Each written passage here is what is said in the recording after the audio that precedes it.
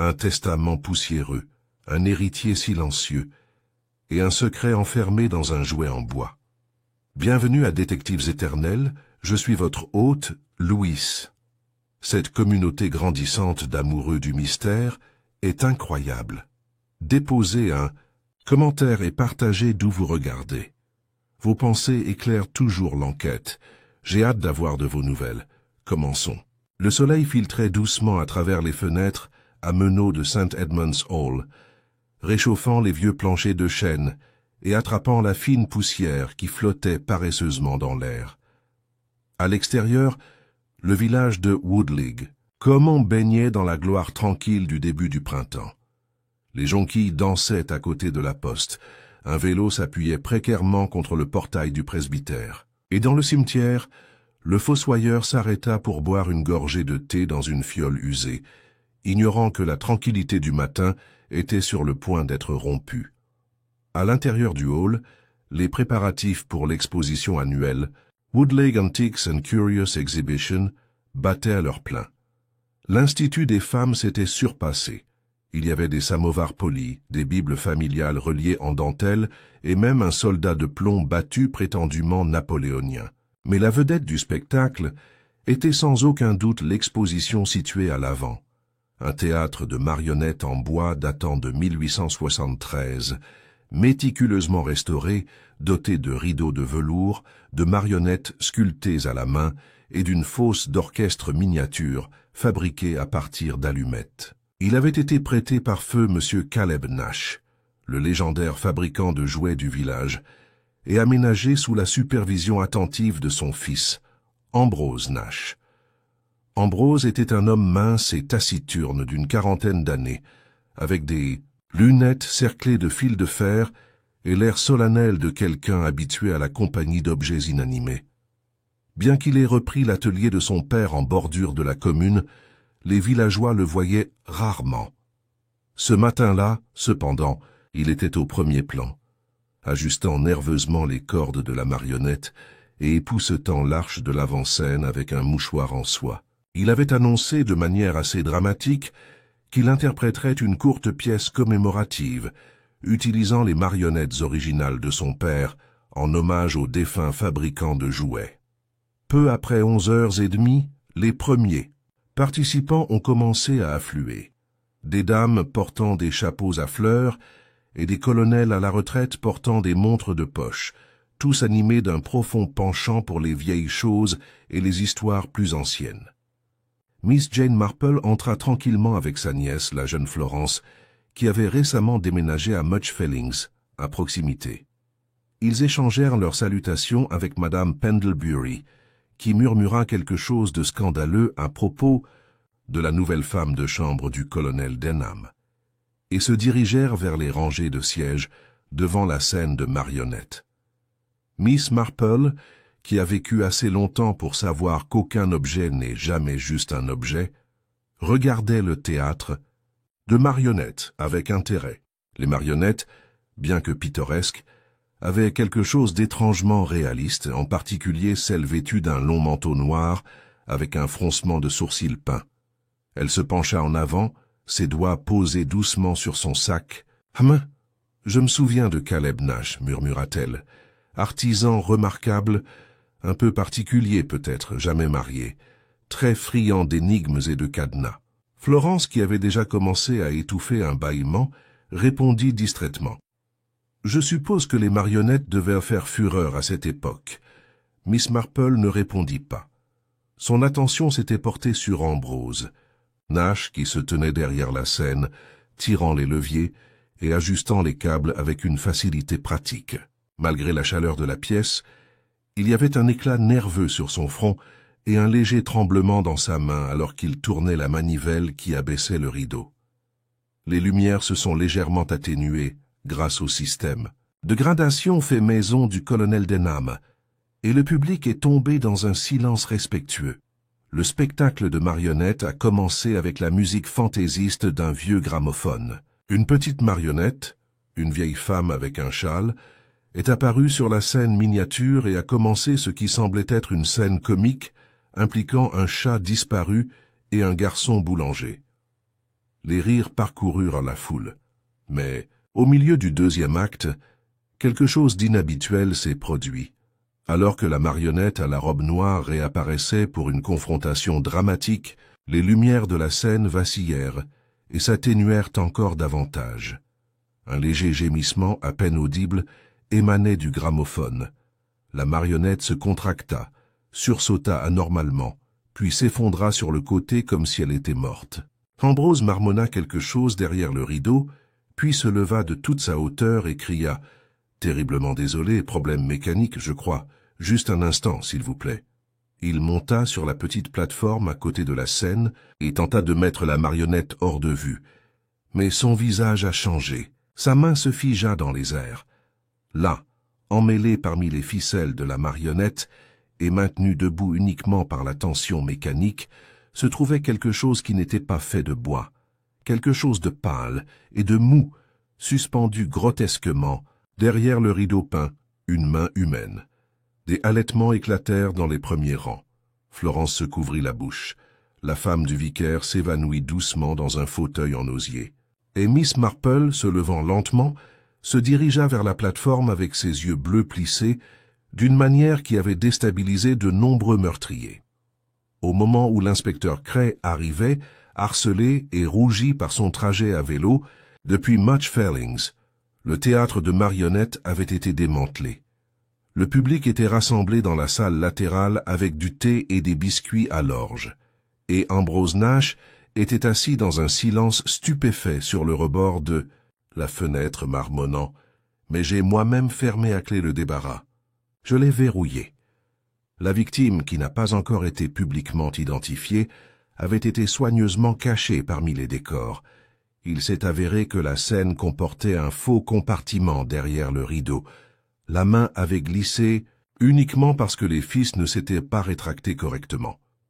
Miss Marple, sirotant tranquillement son thé, se tourna vers Madame Pendlebury et remarqua avec une douce finalité « J'espère que l'inspecteur Cray connaît son travail. Mais je crains qu'il ne s'agisse pas d'un cas d'erreur mécanique.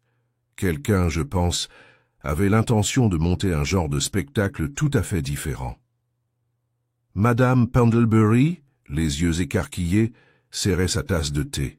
« Pensez-vous que c'était un message, un avertissement ?» Miss Marple eut un petit sourire énigmatique. « Oh non, chérie, pas un avertissement, une performance. Et une performance assez bien répétée aussi. » Elle se tourna pour jeter un coup d'œil par la fenêtre, où l'on apercevait à travers les arbres l'ancien atelier de fabrication de jouets, ses pignons sombres dans la lumière de midi. Cela avait commencé. Le lendemain matin, le soleil printanier n'avait guère fait fondre l'air de malaise qui s'accrochait désormais à Woodlake Common comme un brouillard humide le long des haies. L'exposition d'antiquités avait été officiellement reportée, moins par respect, a déclaré le vicaire, même si certains murmuraient que c'était davantage dû au tumulte et au thé renversé de peur.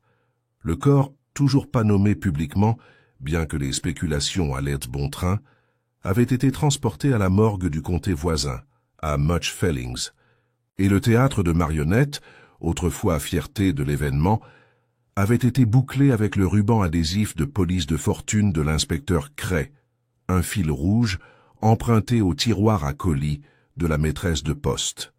Pourtant, cela n'a rien fait pour atténuer le bruit. Dans un village comme Woodlake Common, où les secrets couvant juste sous la surface de la politesse, le silence n'a jamais été une option. Cela a commencé, inévitablement, au salon de thé Green Wren le lendemain matin.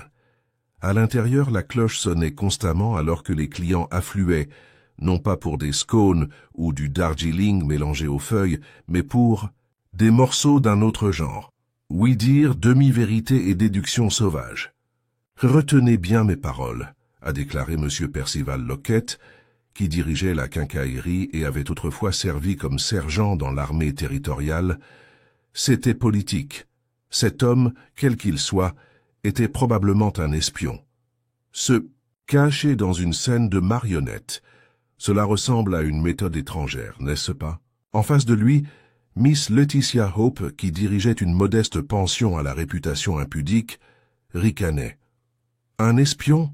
À Woodlake Common? Qu'espionnerait-il? Le concours de fabrication de confitures? S'il vous plaît, Percival. Ne soyez pas désinvolte, grommela-t-il dans son toast. À la table adjacente, Madame Emmeline Pendlebury versait son thé avec le tremblement de quelqu'un qui a le sentiment d'avoir échappé de peu à un sort plus terrible. « Tout ce que je sais, dit-elle d'une voix forte, c'est que le pauvre Monsieur Nash est dans un état second. Il n'a pas quitté sa maison depuis que la police l'a interrogé. Ce n'est pas naturel de découvrir un cadavre dans votre théâtre de marionnettes. »« C'est contre nature, » répéta Florence, qui s'assit à côté de sa tante et remuait distraitement son thé. « Et théâtral, n'est-ce pas ?» Miss Marple, qui beurrait tranquillement son scone, parla enfin. « Théâtral, oui, et pourtant soigneusement chronométré. Une représentation, comme je l'ai dit hier. Ceux qui ont planifié cela, ils ont choisi ce moment délibérément. Vous pensez que la victime était censée être vue? Demanda Florence en baissant la voix. Oh non, pas au début, pas avant qu'il ne soit trop tard. Un silence tomba. Sur leur table, à l'extérieur du salon de thé, la vie continuait avec une raideur particulière. Le curé est passé la tête baissée. Madame Broom, la maîtresse de poste, a mis un point d'honneur à fermer sa boutique plus tôt, et les enfants, normalement énergiques comme des écureuils, ont été introduits à l'intérieur par des mères nerveuses qui marmonnaient des avertissements concernant des événements étranges.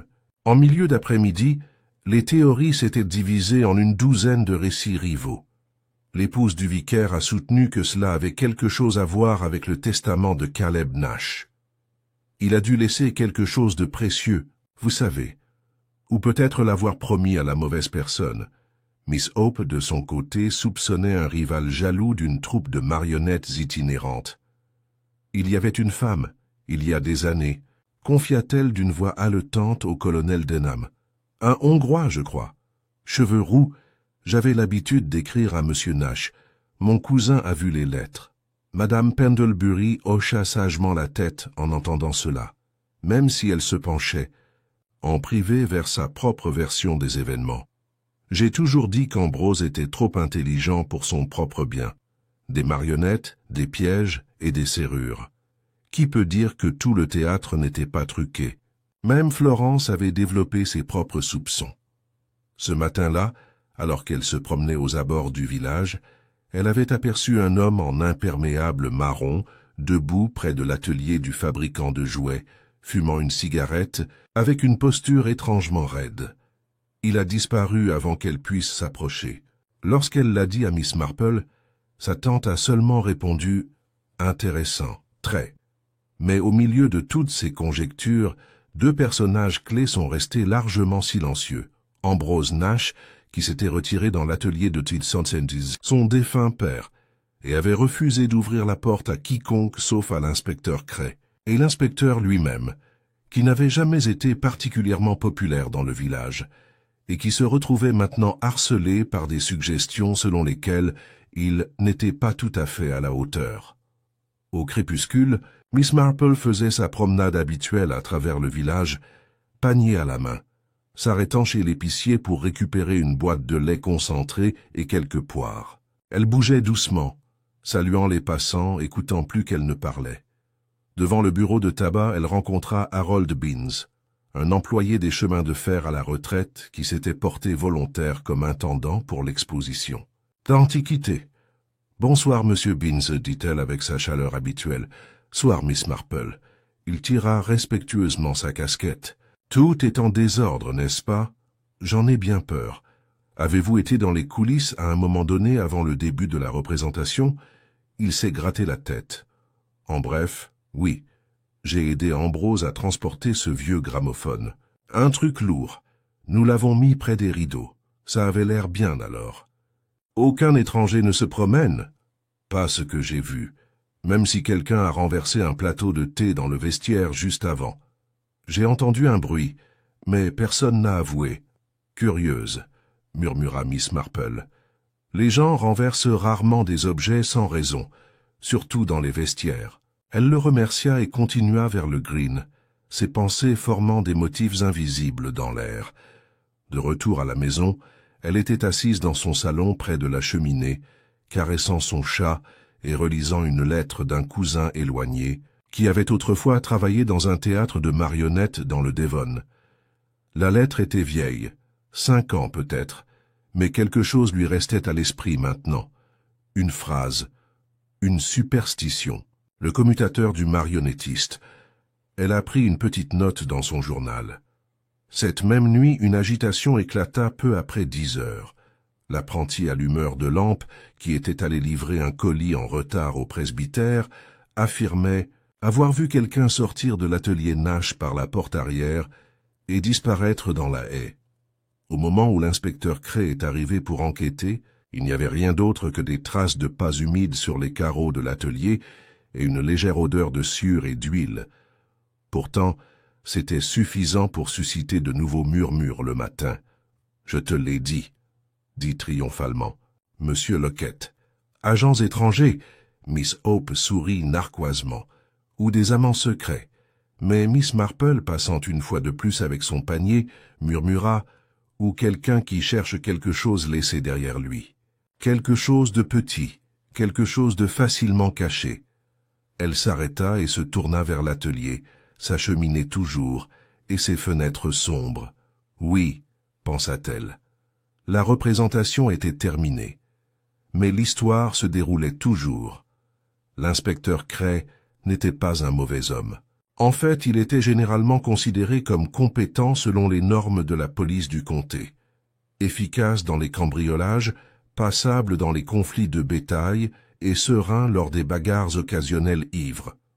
Mais le meurtre, surtout s'il s'agissait d'un meurtre aussi particulier et public que celui-ci, n'était pas son domaine de prédilection. Certainement pas lorsqu'il s'agissait de ficelles de marionnettes, de scènes antiques et d'un cadavre exposé comme une marionnette grotesque devant la moitié du village.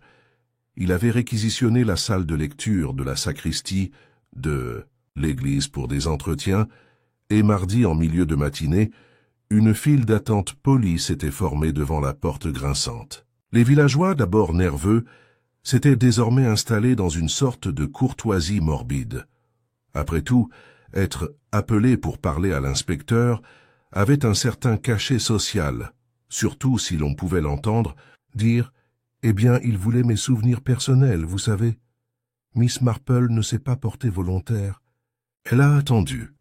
Elle en avait suffisamment vu de la nature humaine pour savoir qu'une rafale de paroles révélait souvent moins de quelques instants de silence.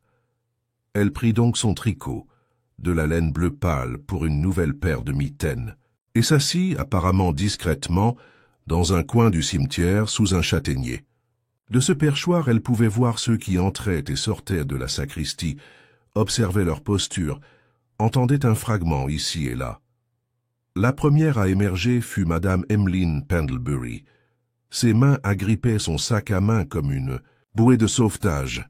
« Oh, c'était horrible !» confia-t-elle à Miss Laetitia Hope, qui l'avait interceptée près du lycée. « Il m'a demandé où j'étais lorsque la main est tombée. »« La main, Laetitia. Et si j'ai déjà rencontré le défunt, comme si je fréquentais ce genre de personne. » Laetitia haussa un sourcil parfaitement dessiné. « Mais le défunt n'a pas été identifié, ma chère. » Madame Pendlebury fit une pause. « Oh, eh bien, quand même. » Les aiguilles de Miss Marple claquèrent doucement. Quelques instants plus tard, le vicaire apparut.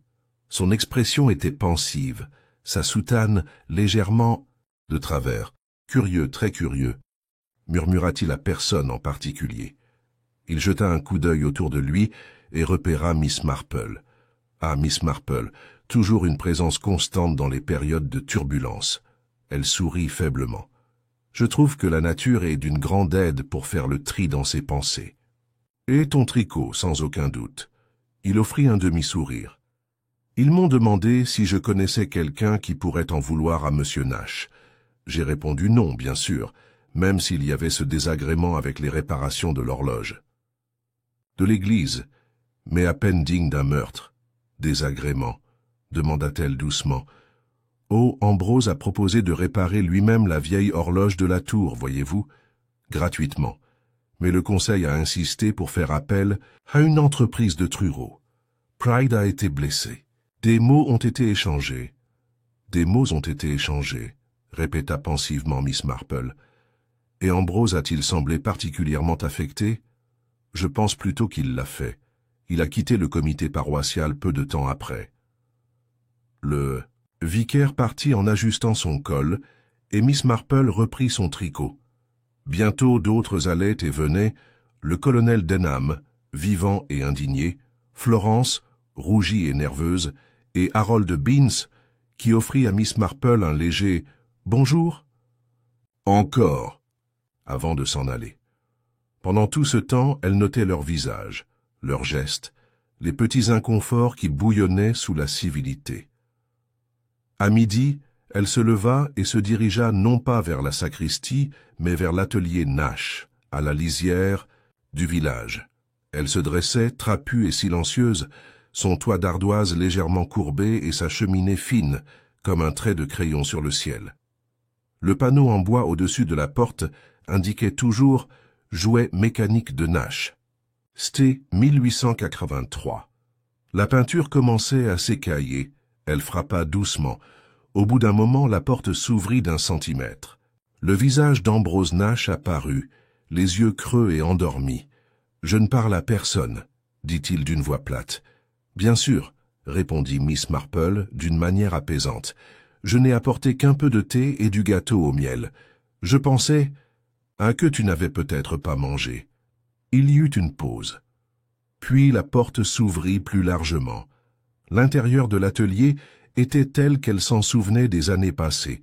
Bien que plus poussiéreux maintenant, l'odeur de l'huile et du bois de cèdre flottait toujours dans l'air. Des membres en bois de minuscules roues, des engrenages et des vis étaient disposés avec une précision mécanique. Sur une table près de la fenêtre était assise une marionnette à moitié terminée, un soldat en tunique écarlate avec un bras levé en signe de salut. « Vous me pardonnerez, dit Ambrose en la conduisant à l'intérieur, mais je ne sais pas quoi dire aux gens, ni quoi dire. Pense. » Inutile de dire quelque chose que vous ne souhaitez pas, dit Miss Marple en signe Sam, posant le gâteau. Mais si je peux me permettre, votre père a-t-il tenu des registres, des visiteurs, des commandes ou des livraisons spéciales? Il fronça les sourcils. Vous voulez dire dans les registres? S'il y avait des registres, oui. Il hésita, puis se dirigea vers une vieille armoire métallique. Après quelques rotations de clés et cliquetis de tiroirs, il revint avec un épais cahier vert. Les pages étaient soigneusement lignées. Les noms, les dates et les descriptions des objets ont été saisis en écriture fine. Miss Marple feuilleta lentement les entrées. Avril 1938, murmura-t-elle. Ashcardu, boîte à puzzle, incrustation d'ivoire. Mai 1938, gilaverie, tortue mécanique. Oh, des choses si délicieuses. Elle s'est arrêtée à une page récente, février de cette année. Commande anonyme, réparation et ajustement du théâtre numéro 3, paiement en espèces. Pas d'adresse. Ambroise hocha la tête. C'est la scène de l'exposition. Savez-vous qui l'a apporté? Il avait l'air inquiet. Non, je l'ai trouvé à l'extérieur du magasin, enveloppé dans de la toile.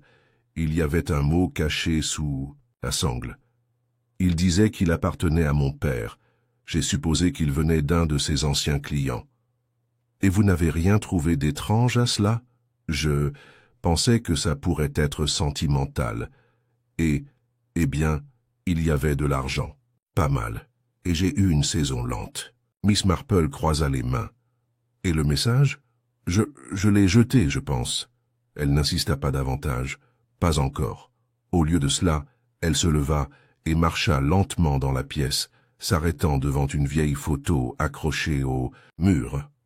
Elle montrait un jeune Caleb Nash, sévère et pimpant, debout à côté d'une scène de marionnettes semblable à celle utilisée dans l'exposition.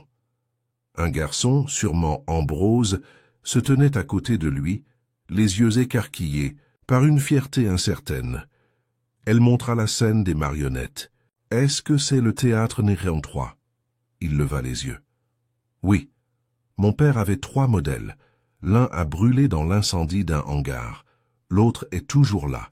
Et celui-là, eh bien, il a disparu, après sa mort. L'avez-vous signalé? Sa disparition? Je ne le savais pas était manquant. J'ai supposé qu'il avait été donné ou vendu à titre privé. » Les yeux de Miss Marple pétillèrent légèrement. Comme il est étrange qu'il soit revenu à temps pour une performance aussi fatale.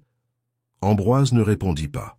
Lorsqu'elle est rentrée chez elle plus tard dans l'après-midi, elle s'est assise avec son journal et a pris 3 brèves notes. Le Pumsarce Théâtre Numéro 3 est revenu anonymement. Paiement en espèces. Évitement délibéré de l'identité, le bras de la marionnette était coincé avant découverte de la main, panne mécanique ou révélation mise en scène. Elle ferma doucement le livre, son regard dérivant vers le ciel qui s'estompait. Elle savait maintenant 3 choses. Quelqu'un avait organisé le retour de la scène de marionnette. Quelqu'un l'avait utilisé comme cachette. Et quelqu'un, quelque part à Woodleigh Common, regardait toujours le spectacle se dérouler. Au matin du 4e jour, Woodleigh Common avait cessé de chuchoter et avait commencé à énoncer.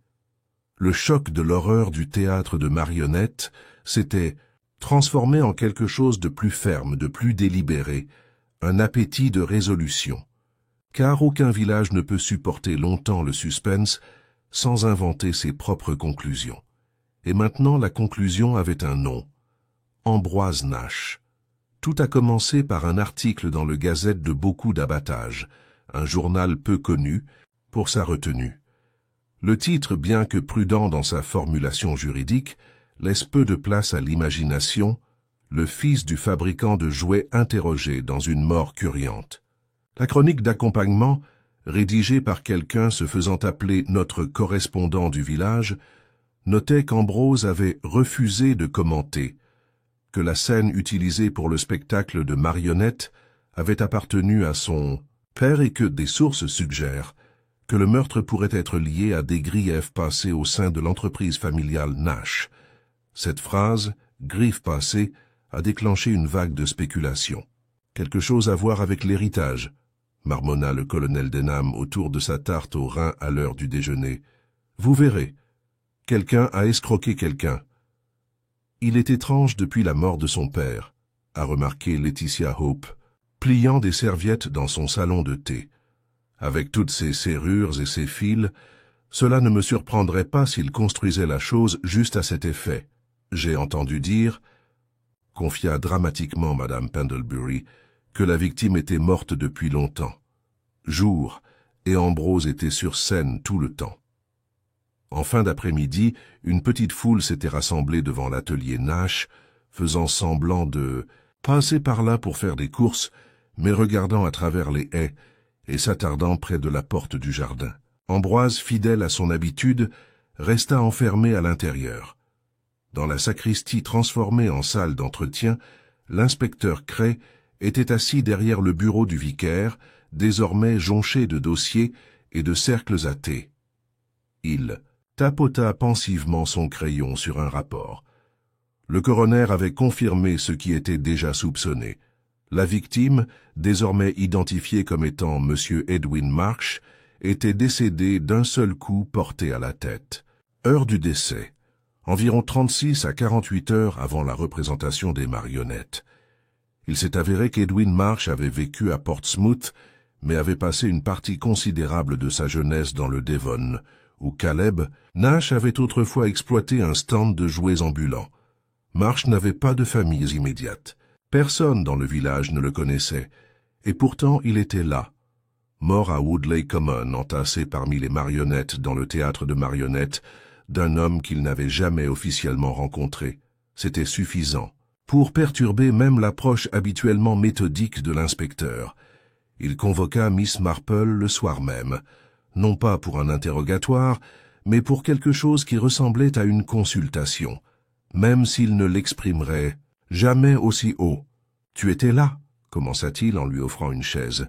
« Vous voyez les choses différemment. » Miss Marple hocha doucement la tête. « Les gens se comportent souvent plus honnêtement lorsqu'ils pensent que personne n'y prête attention. Tal soupira. Il y a de la pression. Le chef de la police veut progresser, et franchement, M. Nash ne rend pas les choses faciles. Son histoire est pleine de lacunes. Il a reçu la scène sans expéditeur, a joué avec malgré des défauts mécaniques, et maintenant il s'avère qu'un homme était caché à l'intérieur. Soit il cache quelque chose, soit il est complètement idiot.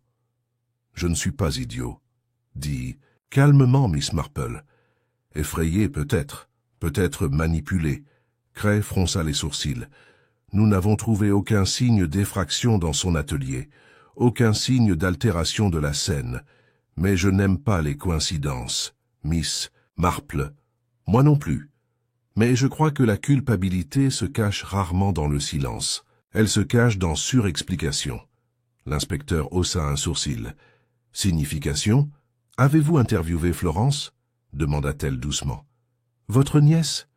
Oui, elle a mentionné avoir vu quelqu'un près de l'atelier plus tôt dans la semaine, avant le spectacle, un homme en manteau marron. Mais nous n'avons pas d'identité, personne d'autre ne l'a vu. Elle m'a dit qu'il se tenait bizarrement, comme s'il était mal à l'aise dans ses vêtements. Peut-être un déguisement, réfléchit Cray, ou quelqu'un qui n'est pas à sa place, a déclaré Miss Marple. Vous voyez, le nom de M. Marsh me semblait étrangement familier. Je m'en suis souvenu seulement hier soir. Il a écrit un jour un petit livre sur la mécanique de la scène, il y a longtemps, sous un pseudonyme, mais j'ai reconnu un passage d'une lettre que j'ai reçue une fois par l'intermédiaire du Women's Institute. Cray se redressa légèrement. Et tu penses qu'il a eu des contacts avec Caleb Nash? Je pense qu'il avait peut-être un grief, ou peut-être des connaissances. Il a été une fois accusé de plagiat, vous savez. Il s'est attribué le mérite de la conception de la marionnette d'un autre homme. Cela a été réglé en douceur. Le nom de l'autre homme? Caleb Nash. L'inspecteur la regarda. Alors tu dis que Marsh et Nash avaient du sang-froid, et Marsh apparaît ici, mort dans le théâtre de marionnettes du fils de Nash. C'est un début, dit-elle. Mais le motif est rarement aussi direct. Marsh est peut-être venu chercher quelque chose. Pas de vengeance, peut-être, mais un morceau du passé. Quelque chose dont la personne moyenne ne se soucierait pas. Cray resta silencieux pendant un long moment. Puis, nous avons trouvé un tube creux à l'intérieur de la scène de marionnettes, juste derrière le faux rideau. Vide, environ 12 pouces de profondeur, 2 de diamètre. Peut-être un compartiment de rangement. Ce qu'il y avait à l'intérieur est la meilleure question, répondit Miss Marple. Alors qu'elle sortait dans la lumière du soir, l'air s'était rafraîchi. Quelque part au loin, un merle trille et un enfant appelle son chien. Miss Marple s'arrêta devant le lycée, les yeux plissés.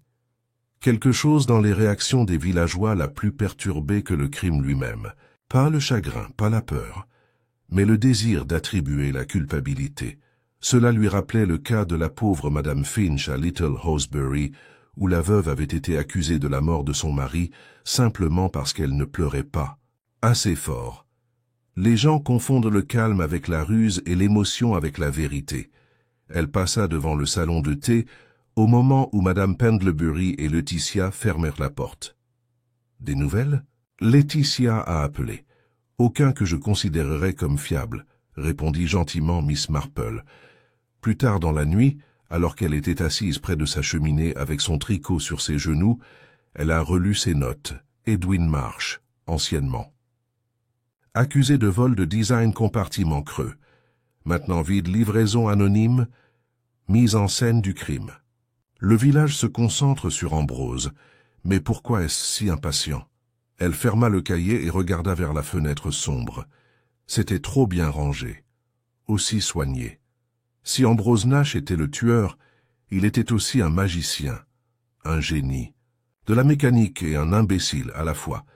Et Miss Marple, qui avait vu toutes sortes de meurtriers, doutait qu'un homme puisse être aussi contradictoire sans aide. Non, pensa-t-elle, Ambrose Nash est peut-être bien des choses, mais il n'était pas le directeur de cette prestation. Quelqu'un d'autre avait écrit le scénario, et quelqu'un d'autre attendait dans les coulisses, regardant le village se comporter exactement comme prévu. C'est pendant le service du jeudi matin, une de ces célébrations tranquilles de la semaine où seul le vicaire, 3 habitués, et Miss Marple assistaient, que l'indice a pénétré pour la première fois dans l'esprit de Miss Marple. L'air était frais à l'intérieur de l'église Saint-Edmond, avec une douce lumière tombant à travers les vitraux sur les rangées de bancs usés. Tandis que le vicaire parlait doucement depuis le pupitre des vertus de la patience en période d'incertitude, Miss Marple trouva ses pensées dériver, non pas par irrévérence, mais par réflexion concentrée. La photographie.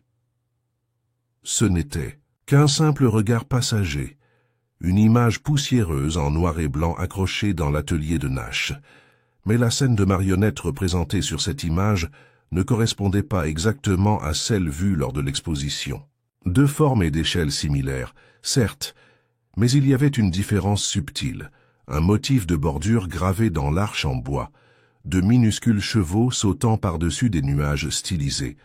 Cette sculpture n'était pas présente sur la scène trouvée sur les lieux, et pourtant, Ambrose avait insisté sur le fait qu'il s'agissait du théâtre numéro 3, le chef-d'œuvre perdu de son père. Miss Marple, qui croyait au pouvoir des détails domestiques, considérait cela avec le poids que d'autres pourraient accorder aux empreintes digitales ou aux balles. Car d'après son expérience, le diable ne se trouvait pas simplement dans les détails, vécu là, confortablement et tranquillement.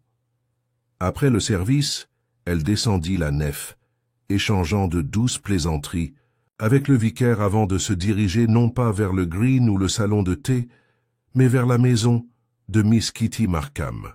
Kitty Markham, une célibataire de près de 60 ans, vivait dans l'un des cottages les plus récents à proximité du bureau de poste. Elle était connue pour sa passion obsessionnelle pour la dentelle, sa vaste collection de châsses en porcelaine, et surtout c'est pour son rôle en tant que l'une des principales gardiennes des archives du Women's Institute. Miss Marple la trouva sur le perron, épinglant un rideau pour le faire sécher à la brise. « Oh, Jeanne !» dit joyeusement Kitty en effleurant son tablier avec ses mains.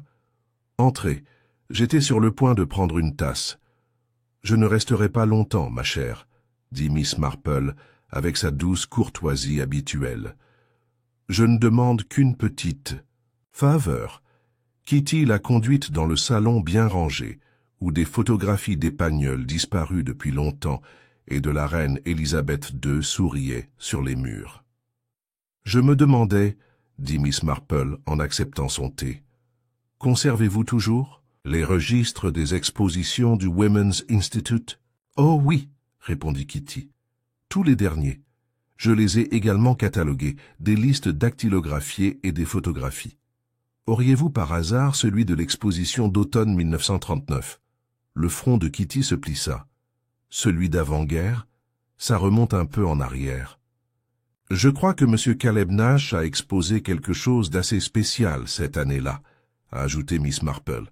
« Un théâtre de marionnettes, si ma mémoire est bonne. » Les yeux de Kitty s'illuminèrent. « Oh oui, c'était l'année où nous avons reçu la visite de la gouvernante de la cousine de la reine. Elle a prononcé le discours sur la broderie. Oui, je vais chercher le dossier. » 10 minutes plus tard, Miss Marple tournait soigneusement les pages du vieux classeur pendant que Kitty s'affairait à remplir le sucrier. Les photographies étaient délavées, mais suffisamment claires. Là, à côté d'un rouet et d'une exposition sur l'apiculture, se trouvait le théâtre Néro III de Caleb Nash, et sur son avant-scène sculptée, exactement comme elle s'en souvenait, se trouvaient des chevaux sautant au-dessus de nuages stylisés. Elle le regarda pendant un long moment. Puis elle se tourna vers la photographie latérale, montrant un garçon, le jeune Ambrose, debout à côté de son père. C'était l'étape de la photographie dans l'atelier, mais c'était pas celui utilisé dans le spectacle de marionnettes. Fatal. Elle remercia chaleureusement Kitty et rentra chez elle en marchant lentement, son parasol tapant doucement contre le trottoir. Au moment où elle atteignit son cottage, les grandes lignes d'une nouvelle théorie avaient commencé à prendre forme. Encore à moitié formées, comme une silhouette derrière une vitre dépolie, mais suffisamment pour remuer les cheveux sur sa nuque. Cet après-midi-là, elle a rendu une autre visite, cette fois à Harold Beans, commis des chemins de fer à la retraite et commissaire des expositions. Elle le trouva en train de tailler des rosiers dans son modeste jardin. « Mademoiselle Marple, » dit-il en retirant son chapeau, « tu viens me gronder à propos des parterres de fleurs ?»« Rien de tout cela, » dit-elle gentiment. « Je me demandais si vous pouviez m'aider à me souvenir de quelque chose de samedi matin. Avant le début du spectacle, les rideaux de marionnettes étaient-ils déjà tirés ?» Il fit une pause. « Non, non, ils étaient ouverts. Ambrose les a dessinés juste avant de commencer, je me souviens. Pourquoi?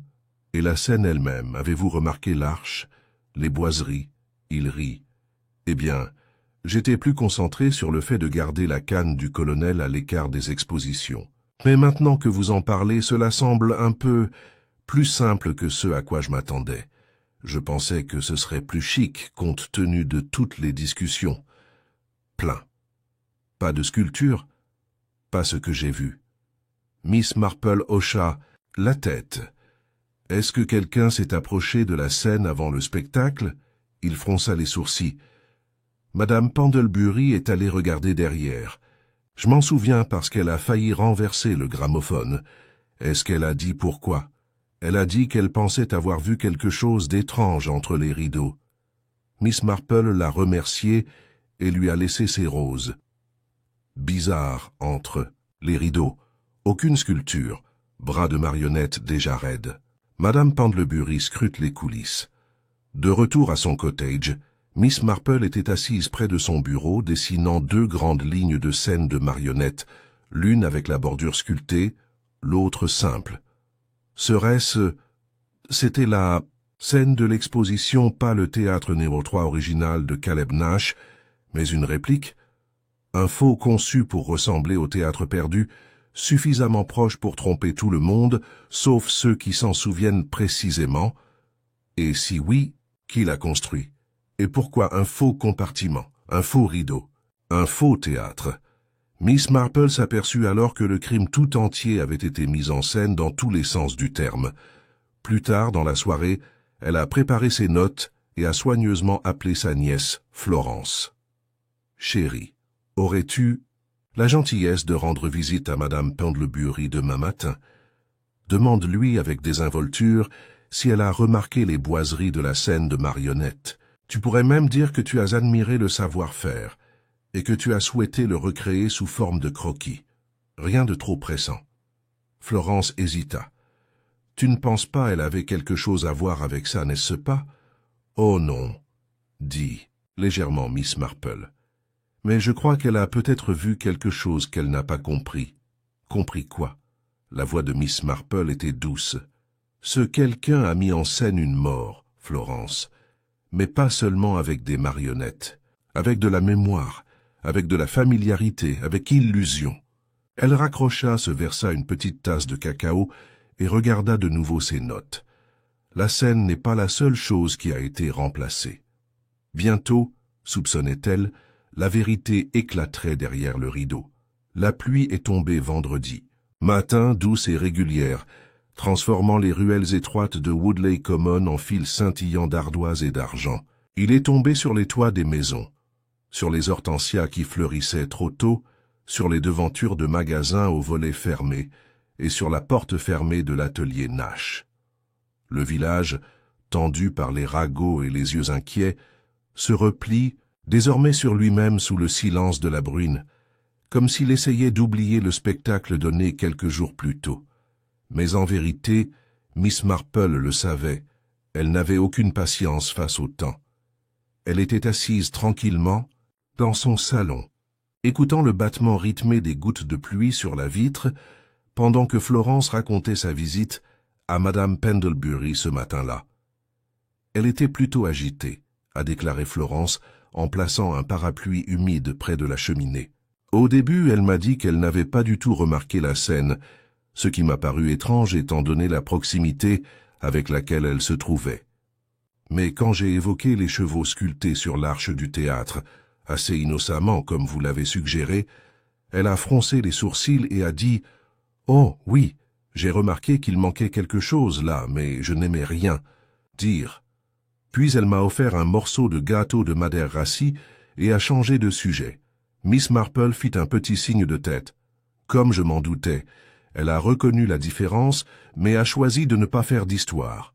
Beaucoup de gens, dans ce village, accordent plus d'importance aux apparences qu'à l'exactitude. Florence perchait sur le bras d'un fauteuil. Donc la scène de marionnette était un faux, disons, une réplique méticuleuse. Assez proche pour tromper tout le monde, mais pas parfaite. Et je crois que la distinction est au cœur de cette affaire. Florence fronça les sourcils. Pourquoi se donner la peine de construire un faux théâtre de marionnettes pour contrôler la scène, pour cacher quelque chose, ou quelqu'un? Le théâtre de marionnettes était un piège, Florence. Pas pour la victime, mais pour le village. Cet après-midi-là, alors que la pluie restait la plupart du temps à l'intérieur, Miss Marple fit un tour tranquille dans les ruelles sous son manteau et son parapluie usé. Sa destination n'était cette fois pas l'atelier ou le salon de thé, mais le modeste cottage de Miss Laetitia Hope. Laetitia était assise à sa coiffeuse, coupant soigneusement sa frange. Elle haussa un sourcil arqué devant l'apparition de Miss Marple. « Ma chère Jane, vous allez mourir. Entrez, mon feu est allumé. »« Seulement pour une courte visite, » répondit chaleureusement Miss Marple. « Je pensais à quelque chose que vous avez dit l'autre jour à propos d'une Hongroise. » Le sourcil de Laetitia se leva encore davantage. « Je dis beaucoup de choses. De laquelle parlons-nous? Vous avez mentionné une femme qui écrivait à Caleb Nash. Des cheveux roux, un accent étranger, un certain lien avec les marionnettes. » Laetitia sourit. « Oh, elle. Oui, Irina Vachari. Elle vivait à Exeter, je crois. Elle lui envoyait des lettres, parfumées, selon mon cousin qui a aidé à livrer le courrier pendant la guerre. Personne ne l'a jamais vue, mais on disait qu'elle se produisait à Budapest avant la guerre et qu'elle était venue en Angleterre en tant que réfugiée. » Miss Marple s'assit légèrement en avant. « Est-ce que quelqu'un l'a déjà rencontrée ?» Laetitia rit. « Seule Madame Broom prétend l'avoir vue une fois. Elle a dit qu'elle était habillée comme une actrice et sentait le clou de girofle. Mais qu'elle soit une amante, une rivale ou autre chose, eh bien c'est à deviner. Et tu n'as aucune idée de ce qu'elle est devenue? Aucun. Elle a disparu, je pense. Ou peut-être qu'elle n'a jamais existé du tout. » Miss Marple quitta Laetitia avec ses remerciements et rentra chez elle à travers les ruelles brumeuses, son esprit tissant désormais des possibilités comme des fils dans un métier à tisser, une femme liée à Caleb Nash, une rivalité ancienne, et maintenant un homme mort avec des antécédents de vol de design, enfermé dans une scène de marionnettes qui n'a jamais vraiment été réelle. L'inspecteur Cray, quant à lui, devenait de plus en plus agité. La pression croissante de ses supérieurs, l'absence de nouvelles pistes et le silence obstiné d'Ambrose Nash avaient érodé son humeur. Et lorsqu'il reçut un message des archives de la police de Portsmouth confirmant qu'Edwin March avait effectivement été poursuivi pour violation du droit d'auteur en 1934 par un C. Nash du Devon, il sentit que le motif était enveloppé d'un ruban et d'une ficelle. « Vieux grief, vengeance », dit-il sèchement à Miss Marple alors qu'ils se rencontraient près de la porte du presbytère. « Nous pensons que March est venu ici pour essayer de faire chanter Ambrose à propos de quelque chose, peut-être en menaçant de revendiquer les droits sur les dessins des marionnettes. » Ambrose a craqué. Fin de l'histoire. La voix de Miss Marple était douce. Puis-je demander, Ambrose a-t-il nié connaître March? Il dit qu'il n'a jamais entendu ce nom. Mais qui peut dire que March n'a pas utilisé un pseudonyme à son arrivée? Ou qu'il portait un déguisement? Il n'avait qu'un seul coupon de billets dans la poche de son manteau, celui d'un omnibus en provenance de Torquay. Mais aucune note, aucune menace, aucune preuve financière? La mâchoire de Cray se serra. « Ce n'est pas si simple. »« Non, » a déclaré Miss Marple, « cela ne l'est jamais. » Plus tard dans la soirée, quelque chose d'inattendu s'est produit. Harold Beans, l'employé à la retraite, s'est présenté au cottage de Miss Marple sous la pluie, chapeau à la main, nerveux comme un écolier. « Je me suis souvenu de quelque chose, dit-il. Miss Marple l'a fait entrer. Il s'agit de la scène des marionnettes.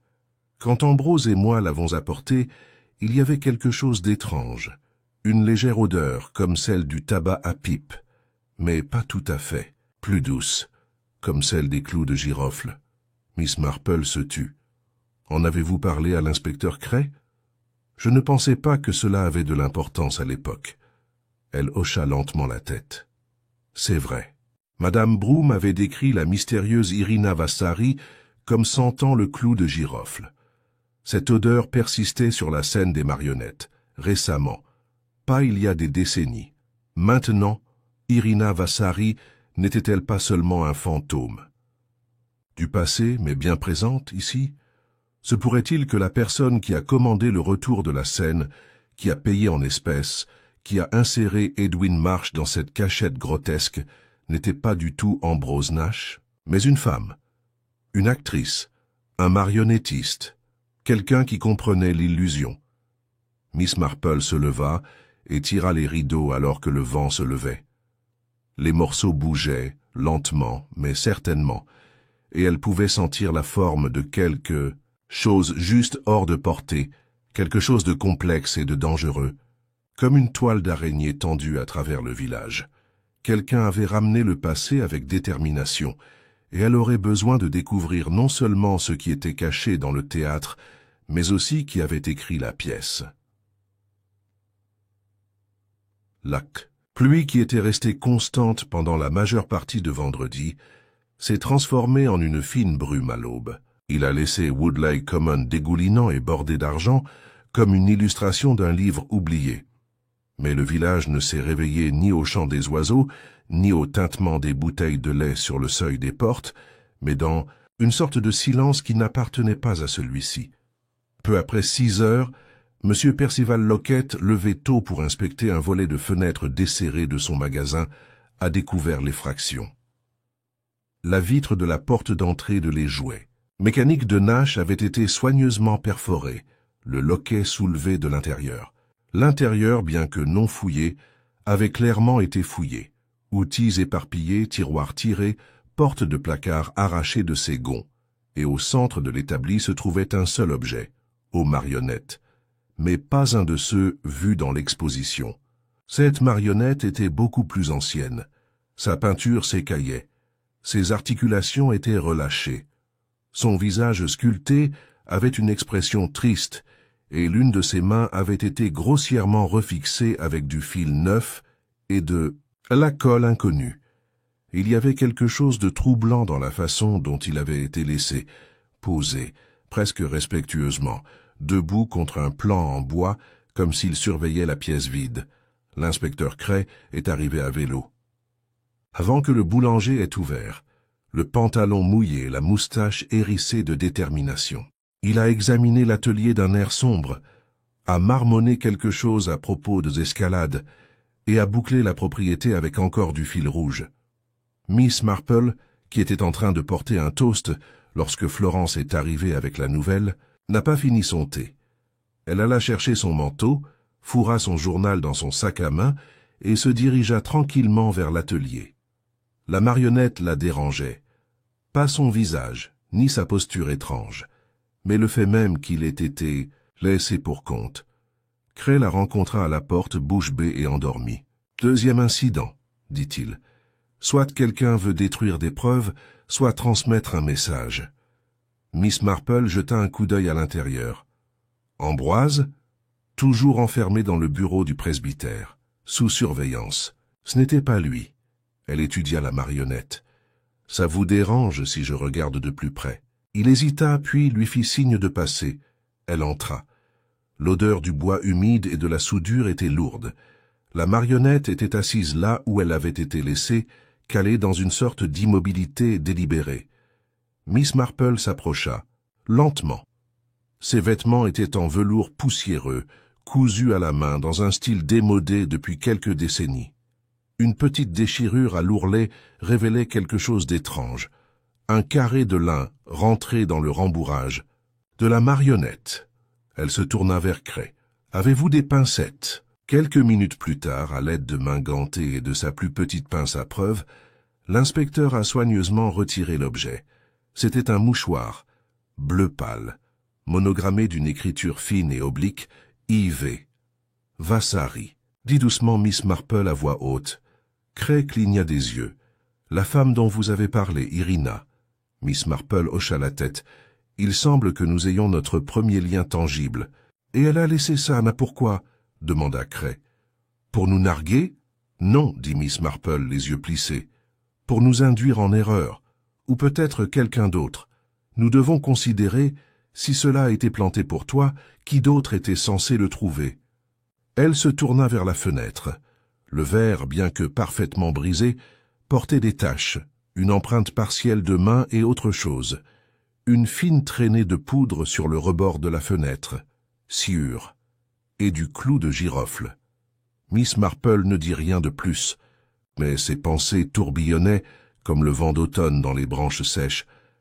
Plus tard, dans la matinée, alors que le village bouillonnait de nouvelles théories, un développement encore plus surprenant est apparu. La scène de marionnettes. Forgée, celle utilisée lors de l'exposition, manquait. L'inspecteur Cray avait ordonné qu'il soit entreposé temporairement dans l'ancienne sacristie pour être examiné par un expert de Truro, mais lorsque le connétable envoyé pour le récupérer arriva, la porte de la sacristie était ouverte et le théâtre avait disparu. Pas cassé, pas brisé, disparu. Impossible, marmonna Cray en faisant les 100 pas devant les marches de l'église. Il était verrouillé. Personne ne savait qu'il était là, sauf... Il s'arrêta net et se tourna vers Miss Marple, qui se tenait à côté de lui, calme comme un moineau. « Je suppose que nous devons maintenant considérer que notre meurtrier est revenu chercher l'accessoire, » dit-elle doucement. Tout comme un magicien récupérant une boîte à trucs après le spectacle. L'illusion ne doit jamais être étudiée de trop près.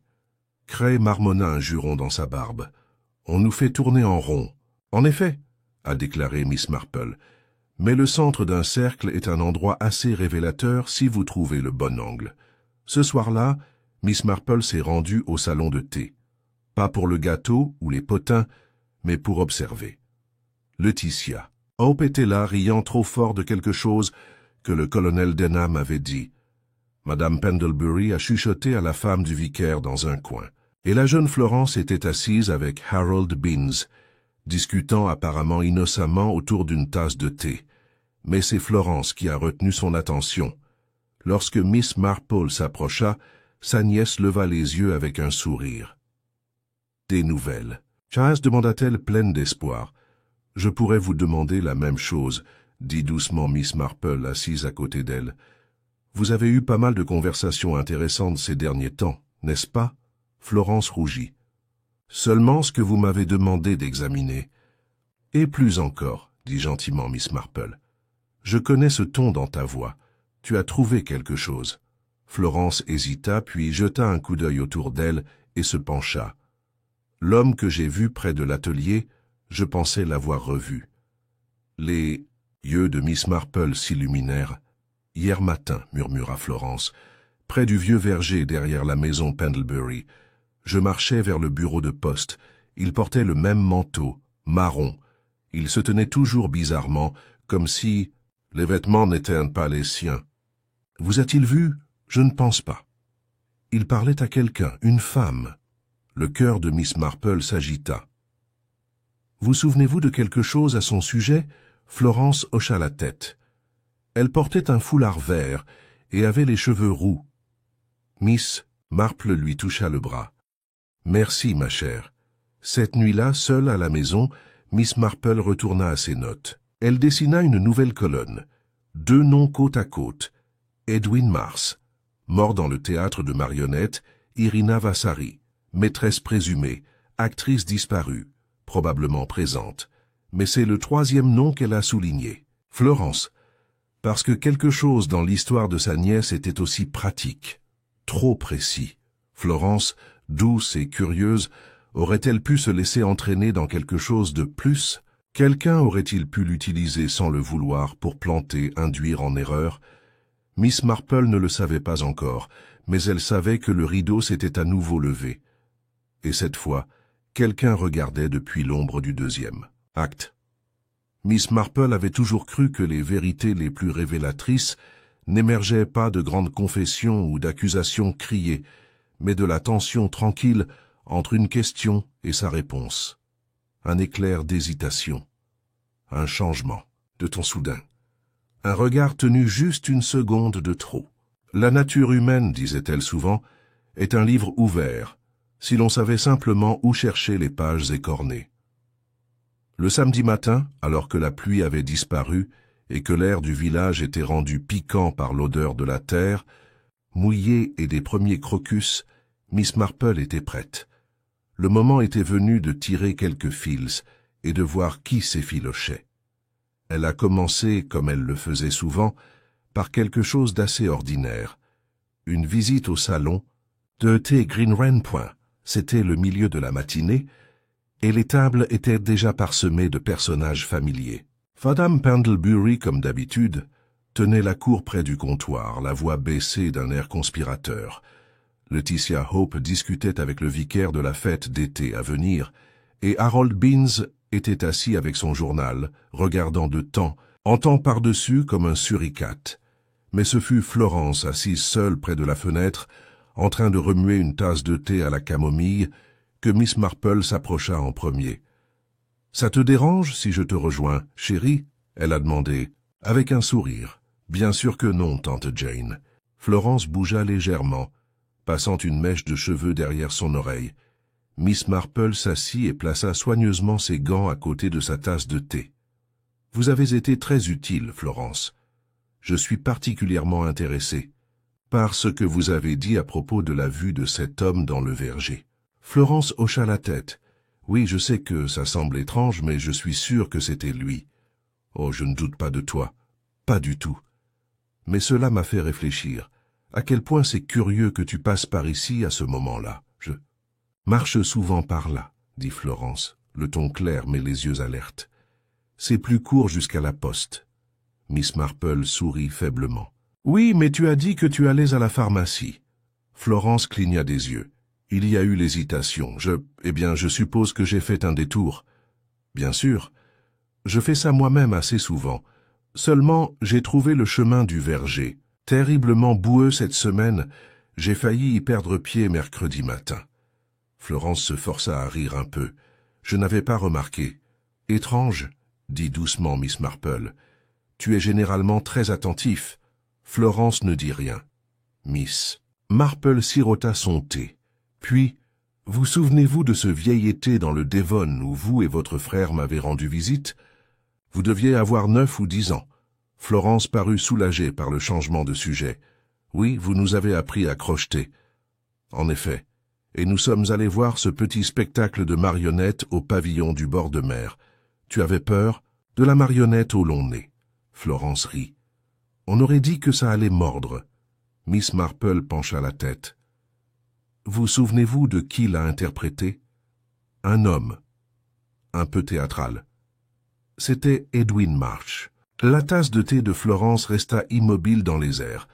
Je me souviens de sa voix, a poursuivi Miss Marple, et comment il a appelé son émission « Le Testament mécanique », plutôt grandiose pour un spectacle de marionnettes en bord de mer. Florence baissa les yeux.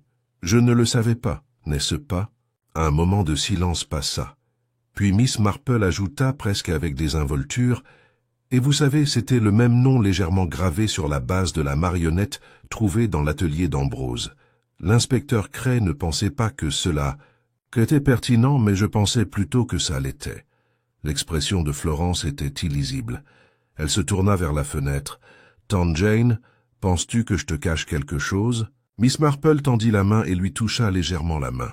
« Je pense, ma chère, que tu as peut-être été entraînée dans quelque chose que tu n'as pas compris. Ou peut-être que tu l'as compris, mais pas d'un seul coup. » Florence la regarda, et, pendant un instant, juste un instant, quelque chose passa sur son visage. De la culpabilité peut-être, ou la peur, ou un chagrin profond, hélas, mais elle n'a rien dit. Miss Marple retira sa main. « Tu as toujours été intelligente, Florence, mais l'intelligence peut nous rendre utiles aux gens qui veulent que nous ne voyions qu'une partie du tableau. » Elle se leva. « Viens dîner ce soir. Je prépare cette tarte à l'agneau que tu aimais avant. » Florence hocha la tête. « D'accord. » Cet après-midi-là, Miss Marple rendit une autre visite, cette fois au presbytère. Ambrose Nash, libéré de sa solitude, forcé mais toujours sous surveillance informelle, était assis sur un banc sous le sycomore en herbe. Il paraissait plus maigre que jamais, les creux sous les yeux plus prononcés. Mais il se leva lorsque Miss Marple s'approcha. « Je n'ai plus envie d'interviewer davantage, » a-t-il déclaré. « Ce n'en est pas un, » a-t-elle répondu. « Simplement, une conversation. » Il fit signe vers le banc. « Alors, s'il te plaît. » Ils restèrent assis en silence pendant quelques instants, écoutant le bruissement des feuilles du début du printemps. « Ambroise, dit-elle enfin, qu'est-ce que ton père appréciait le plus? » Il n'a pas hésité. Précision. Pas de créativité? Il considérait la créativité comme un sous-produit de l'ordre. Il croyait que la beauté venait de l'exactitude. L'harmonie. Miss Marple hocha la tête. Il aurait alors remarqué que la scène utilisée dans l'exposition n'était pas l'original. Ambrose la regarda attentivement. Elle a poursuivi. « Vous n'avez rien dit parce que vous aviez peur. Pas de la scène, mais de quoi? Censé. Il était revenu après toutes ces années, non pas par hasard, mais intentionnellement. Il ne répondit pas, mais ses épaules se tendirent. « Vous avez reconnu le savoir-faire, » dit doucement Miss Marple. « Et vous soupçonniez qui avait réussi? Quelqu'un qui avait été proche de votre père. Quelqu'un qui l'avait autrefois aimé peut-être, ou qui l'avait envié. »« Pourquoi tu me dis ça ?» demanda-t-il à voix basse. « Parce que je crois que vous n'êtes pas le méchant de cette pièce, mais vous détenez peut-être la clé de l'acte final. » Elle sortit de son sac à main un morceau de papier plié, une photographie usée sur les bords. Il montrait un Ambroise plus jeune debout entre son père et une femme aux cheveux roux. « Elle est venue à l'atelier une fois, » dit Ambrose après une longue pause. « Je ne me souviens pas de grand-chose, juste de son parfum, des clous de girofle. Et son nom ?» Il secoua la tête. « Elle a dit que ça n'avait pas d'importance. » Miss Marple se leva. « Je crois que nous approchons de la fin, monsieur Nash. Mais avant de terminer, j'ai besoin que vous réfléchissiez attentivement. Votre père a-t-il laissé quelque chose derrière lui? Des notes, des journaux, des dessins, quelque chose que quelqu'un d'autre pourrait vouloir ?» Il la regarda. Il y avait un livre, un grand livre, pas seulement des commandes, des secrets, des astuces du métier. Il n'existe plus maintenant. Je l'ai cherché après sa mort, il a disparu. Les yeux de Miss Marple s'assombrirent. Alors, je suppose, c'est de cela qu'il s'agissait. Pas de vengeance, pas d'héritage, possession. Elle le quitta avec un dernier signe de tête et rentra chez elle pour préparer le dîner. Florence est arrivée peu après 7 heures. La tarte était dorée et fumante, le feu crépitait doucement. Ils mangèrent dans un silence plutôt confortable, même si Miss Marple posait occasionnellement des questions inoffensives. Sur le nouvel appartement de Florence à Much Fellings, son club de lecture, la météo, une seule fois, la femme plus âgée a levé les yeux et a dit « As-tu déjà pensé à jouer, Florence ?» Sa nièce avait l'air perplexe. « Par intérim ? Tu serais douée pour ça, je pense. Tu sais ajuster ton visage rapidement. Et tu te contredis rarement. Sauf quand quelque chose échappe. » Florence la regarda un instant, puis très doucement. « C'est un compliment ?» Miss Marple sourit. « Une observation. » Et à cet instant, quelque chose dans le regard de Florence vacilla à nouveau. Ni surprise, ni peur. Reconnaissance. Miss Marple ne dit rien de plus. Elle a seulement attendu, car le rideau était encore tiré, et le signal final, quel qu'il y soit, n'avait pas encore été prononcé. Le dimanche matin arriva avec la dignité tranquille que Woodley Common avait toujours connue, des roses fleurissant le long des portes du jardin, une bouilloire fumant dans chaque cuisine bien rangée et le rythme réconfortant des cloches des églises sonnant dans les champs. Mais sous cette surface placide, le village se préparait. C'était une sensation comme la pause avant le tonnerre, une tension dans l'air, même si personne ne pouvait encore dire pourquoi, sauf pour Miss Marple. Elle s'était levée tôt, vêtue de son manteau gris pâle du dimanche, et avait rédigé 4 invitations soignées. L'un d'entre eux a été remis à l'inspecteur Cray, un à Florence, un à Ambrose Nash, et le dernier à Laetitia Hope. Le message était simple. Thé à mon chalet, 3 heures précises. Je crois qu'il est temps de lever le rideau. À 3 heures, ils s'étaient rassemblés dans son salon. L'air était parfumé de thé à la rose musquée et d'une légère odeur de cirage à la cire d'abeille. Le feu crépitait doucement. Personne ne parlait beaucoup. Florence était assise avec un équilibre calme et mesuré. Cray croisa raidement une jambe sur l'autre, essayant de dissimuler son agitation. Ambroise regardait l'âtre, pâle et rigide. Laetitia, resplendissante de soie verte et de broches en forme de feuilles de lierre, tamponnait son rouge à lèvres avec un mouchoir en dentelle. Miss Marple s'assit comme si elle s'installait dans le dernier chapitre d'un livre familier. « Je tiens à vous remercier tous d'être venus, » commença-t-elle agréablement, « et je dois implorer votre indulgence car cela peut prendre un moment ou deux. » Elle croisa les mains sur ses genoux. « Vous voyez, le spectacle qui a commencé avec un théâtre de marionnettes n'était pas seulement théâtral, il était narratif, structuré. Il y avait un début, un conflit, et grâce à quelques indices opportuns, il a maintenant sa conclusion. » Laetitia eut un petit rire sec. « Ma chère Jane, est-ce que tu écris des pièces de théâtre? »« Maintenant ?»« Non, dit doucement Miss Marple, je n'en raconte qu'un. Celui mis en scène pour nous tous, mais ce n'est pas pour nous divertir, j'en ai peur. » Elle se tourna vers Cray. « Vous voyez, inspecteur, la première erreur a été de supposer qu'Ambrose Nash était l'auteur de cette tragédie. Il n'en était que l'acteur réticent. » Ambrose leva brusquement les yeux. La scène qui est apparue lors de l'exposition n'était pas le théâtre Nuit 3 original. Celui-là avait une sculpture unique, des chevaux qui sautent, qui était absente de la scène que nous avons tous vue. Cette réplique a été conçue pour nous tromper, pour imiter la familiarité et masquer l'intention. Quelqu'un voulait qu'elle ressemble à une relique familiale oubliée revenue, mais c'était une scène aménagée dans un but bien plus précis. Elle tourna son regard vers Florence, qui rencontra les yeux de sa tante avec un calme posé. « Florence, tu as dit avoir vu un homme en manteau marron près de l'atelier, puis encore dans le verger. Tu l'as décrit parfaitement, trop parfaitement.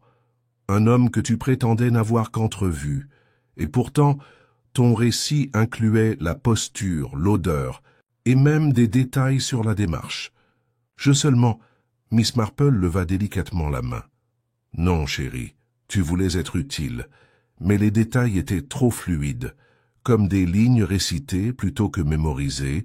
Je crois que tu répétais ce que quelqu'un t'avait dit, pas ce que tu voyais, parce que la personne que tu protégeais était toi-même. » La pièce resta silencieuse. Edwin Marsh, a poursuivi Miss Marple, n'était pas simplement la victime. Il était le retour du passé, menaçant de révéler quelque chose enfoui depuis longtemps. Il y a des années, Marsh a été accusé d'avoir volé des travaux de conception, mais pas directement à Caleb Nash, de Irina Vasari, une femme qui travaillait aux côtés de Caleb et l'aimait tranquillement. Laetitia bougea. Elle était réelle, alors. Ah oui, et elle est revenue. Miss Marple se tourna maintenant vers Laetitia. « Vous avez toujours aimé les potins, Laetitia, mais même les potins ont des tendances.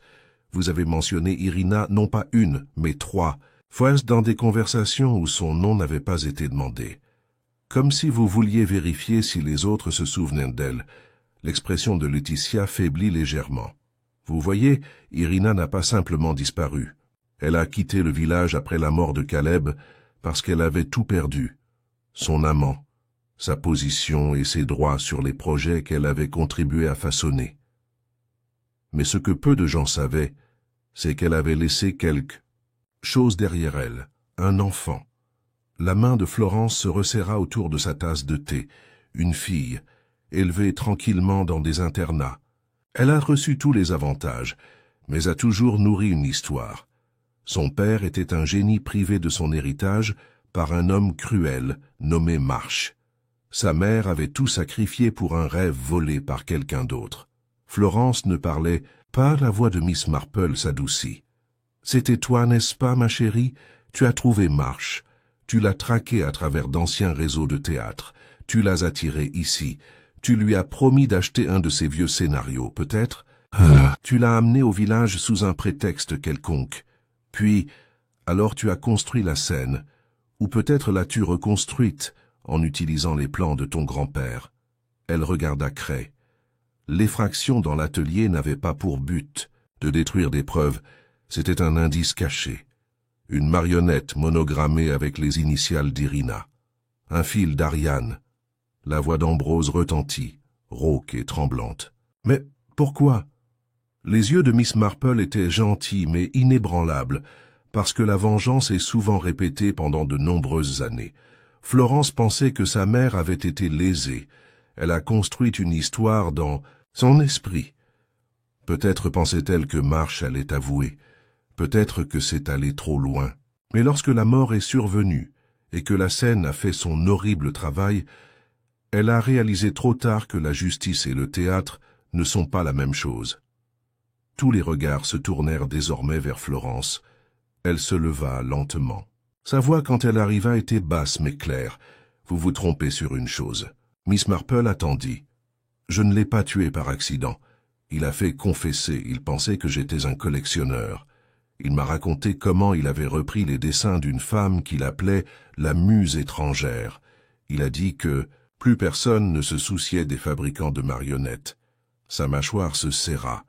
Je n'avais pas prévu de le tuer, mais je l'ai fait. » Cray se leva. « Vous admettez ?» Elle hocha la tête. Il ne méritait pas de disparaître tranquillement. Il n'y avait aucun drame dans son ton. Pas de feu, seulement une lassitude creuse, comme une marionnette dont les cordes auraient fini par se relâcher. Miss Marple ne dit rien. Cray se dirigea lentement vers Florence, les menottes scintillant faiblement. Mais Florence se tourna une dernière fois vers Miss Marple. « Le saviez-vous depuis le début ?» La voix de Miss Marple était douce. « Je savais que quelqu'un racontait une histoire. » Alors que Florence était conduite hors de la pièce, Laetitia se laissa tomber sur sa chaise, abasourdie. Ambroise restait immobile. Le feu crépitait doucement. Miss Marple versa une autre tasse de thé, car même si la scène avait été démontée et la pièce terminée, il était encore temps de réfléchir. Après tout, pensa-t-elle, la tragédie n'avait jamais été une question de marionnette, d'héritage ou de mort. Il s'agissait toujours de chagrin, et les choses terribles que cela fait croire aux gens sont justifiées. C'était une semaine après les aveux discrets de Florence, lorsque le dernier fil rouge fut retiré de la porte de Nash's Mechanical Toys. Le village, après s'être mis dans une frénésie de chuchotements, avait amorcé son lent retour au rythme banal qu'il connaissait si bien. Les fleurs des poiriers à l'extérieur du bureau de poste s'étaient complètement ouvertes, et les abeilles se balançaient paresseusement de pétale en pétale. Les voix étaient à nouveau sèches. Le lait est arrivé à temps. Et pourtant, quelque chose avait changé dans l'âme de Woodlake Common. On ne parlait plus de la fête d'été dans le salon de thé. Pas de querelles agréables pour savoir quelle jam figurait dans le concours du village. Au lieu de cela, il y avait une subtile hésitation dans les mouvements des gens, une pause délibérée dans la conversation, le genre de silence qui s'installe dans un lieu et qui persiste, comme un théâtre après le départ du public. Miss Marple a parcouru tout cela avec une grâce tranquille, sans jamais attirer l'attention sur elle. Elle payait ses courses chez le boucher avec de la monnaie exacte. Elle fit un signe de tête poli à Madame Pendlebury dans le cimetière.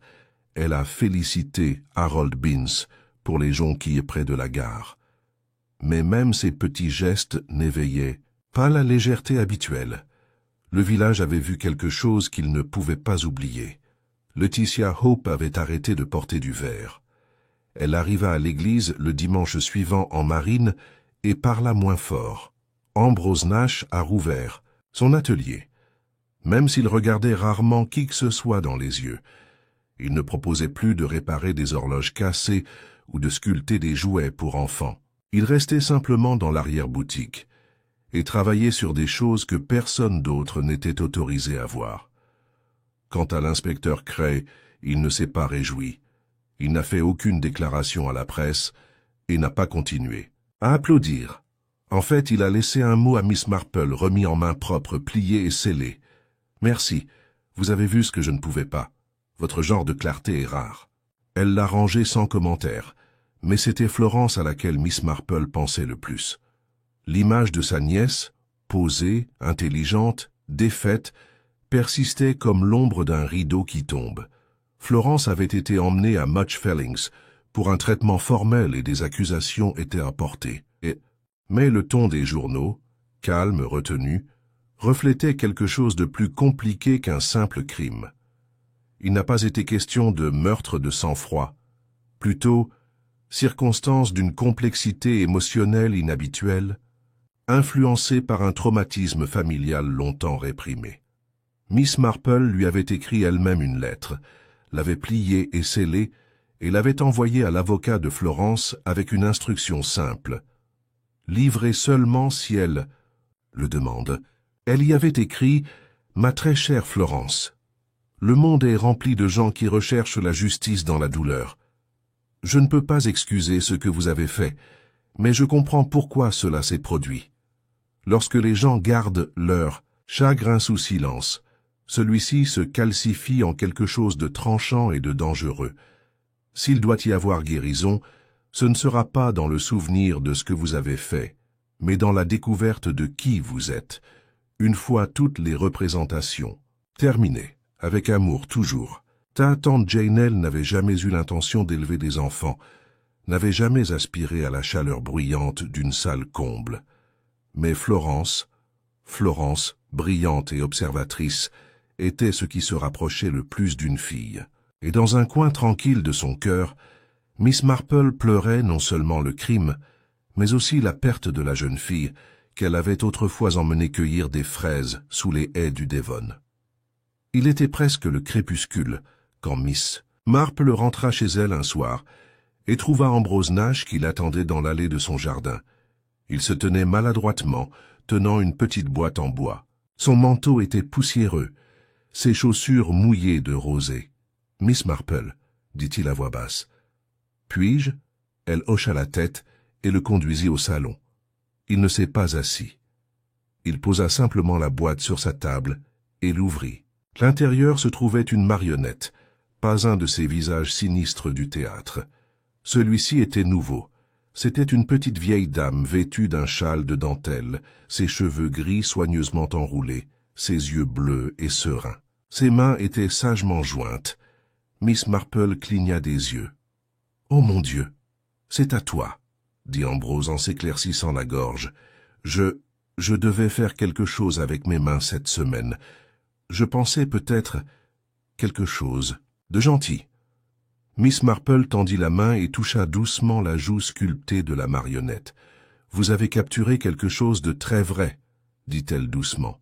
« Mais j'espère que personne ne la mettra jamais sur scène. » Ambrose eut un léger sourire. « Elle n'est pas censée jouer. Elle est censée s'asseoir tranquillement et voir. » Il se tourna pour partir, puis s'arrêta. « Pensez-vous que les gens vont oublier ?»« Non, » dit Miss Marple en croisant les mains. « Ils s'en souviendront, mais le souvenir s'adoucira. » Il hocha la tête une fois, puis se glissa dans le brouillard du soir. Cette nuit-là, Miss Marple était assise près du feu avec son journal, mettant à jour les dernières notes de l'affaire. Ses entrées étaient précises, propres et concrètes. Pourtant, entre les lignes, l'émotion s'enroulait comme la fumée d'une allumette éteinte. Edwin Marsh décédé. Cause, traumatisme contondant. Florence, M, coupable par aveu, guidée par un récit construit au fil des années. Irina, Vachari, jamais localisé. Peut-être mort à l'étranger. Théâtre de marionnettes, détruit. Démonté sur commande. Village. Guérison. Lentement. Elle fit une pause, le stylo posé au-dessus de la dernière page, Puis, d'une main prudente, elle ajouta une dernière note. Parfois, la pièce ne se termine pas par un salut, mais par un silence. Et ceux qui ont regardé et ceux qui ont pleuré continuent l'histoire à leur manière. Elle ferma le livre, le feu craqua. Le vent a déplacé le rideau de dentelle. Quelque part dans le village, une horloge sonna 7 heures, et dehors, les dernières traces des pluies printanières disparaissaient dans le sol, laissant le sol à nouveau ferme sous les pieds.